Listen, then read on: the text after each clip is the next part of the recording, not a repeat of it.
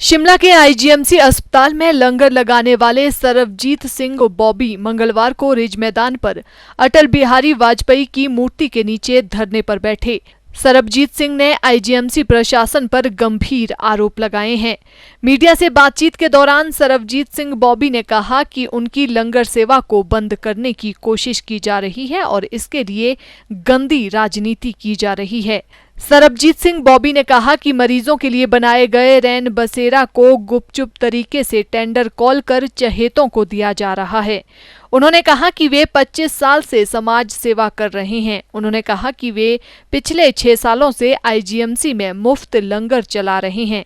उनका एक रोटी बैंक भी है जिसमें बच्चों को भी जोड़ा गया है और लंगर के लिए बच्चे उन्हें 25,000 रोटियां देते हैं। उन्होंने कहा कि बच्चों को जोड़ने के इस कार्य की राष्ट्रपति ने भी सराहना की है।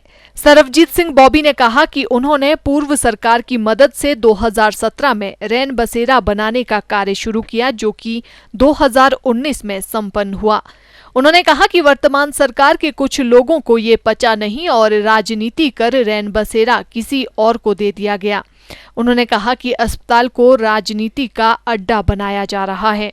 कुछ ऐसी शक्तियों का हाथ है कि जो हमारे स्थानीय मंत्री जी है उनकी भी नहीं सुनी जा रही। जब मेरा 24 अगस्त को उद्घाटन होना था तो मुझे आज तक समझ नहीं आया कि सुरेश भारद्वाज जी जो हमारे स्थानीय मंत्री हैं उनको आईजीएमसी का प्रिंसिपल और एमएस ये कैसे मना कर सकता है कि जी अभी आप रुक जाइए, हम आपको बाद में देते हैं। तो मुझे ये समझ नहीं आ रहा कि वो किस प्रेशर के अधीन, क्योंकि ये सवाल आपको उन लोगों से ही पूछना पड़ेगा, या तो हमारे स्थानीय मंत्री जी से पूछना पड़ेगा कि किस दबाव के अधीन वो सिर्फ मुझे चुनकर नहीं दी जा रही और गुपचुप तरीके से टेंडर कर दिया जा रहा है मुफ्त में। जहां आप लंगर चला रहे थे वो जगह आपके पास है कि उनके पास चली गई है? जहां पर मेरा लंगर चल रहा है वो जगह मेरे पास है, वो मेरे खून की आखिरी बूंद के बाद ही जाएगी, उससे पहले तो मैं जाने नहीं दूंगा, क्योंकि वो मैंने खून पसीने से सींची है।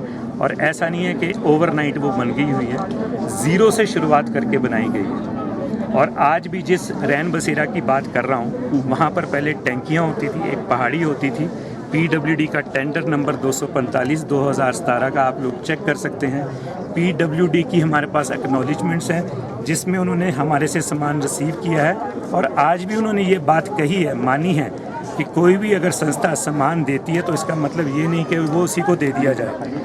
लेकिन हमने उस चिट्ठी में एक्नॉलेजमेंट में ये लिखवाया हुआ है कि जो ये सामान दिया जा रहा है ये सिर्फ उसी विशेष रैन बसेरा के लिए जिसमें 50 लोग सोएंगे। जिस स्थान पे आप लोगों का लंगर चल रहा है वो स्थान आपके पास है, तो दिक्कत आपको कहाँ आ रही है? उनके आने से क्या प्रॉब्लम है? उनके आने से दिक्कत ये है कि जो जगह आइडेंटिफाई सिर्फ रैन बसेरा के लिए है, क्योंकि मैं आप लोगों से, प्रेस बंधुओं से भी जिक्र करना चाहूँगा कि आप कभी रात को 11 बजे चलिए और स्टिंग करिए। मैं तो चाहूँगा कि हमारे हेल्थ मिनिस्टर साहब जो पिछले दिनों एक बहुत ही बहादुरी का कारनामा करके गए थे आईजीएमसी में, कोविड की ड्रेस डालकर गए थे, तो किसी दिन वो बगैर बताए रात को 11 बजे जाएं और देखें वहाँ पर वस्तु स्थिति क्या है, पेशेंट्स कैसे रह रहे हैं। अभी पिछले ही दिनों एक चैनल ने वहाँ पर जो एक रैन बसेरा बना हुआ है जो 2016 में भी मैंने ही बनवाया था हमारी संस्था द्वारा, उसकी भी आप दुर्दशा देख सकते हैं कि कैसे वो 30 लोग सोते हैं। आपने बोला कि टेंडर में धांधली हुई है, तो आप इसको लेकर कोर्ट में भी चैलेंज करेंगे? मैं 2 सालों से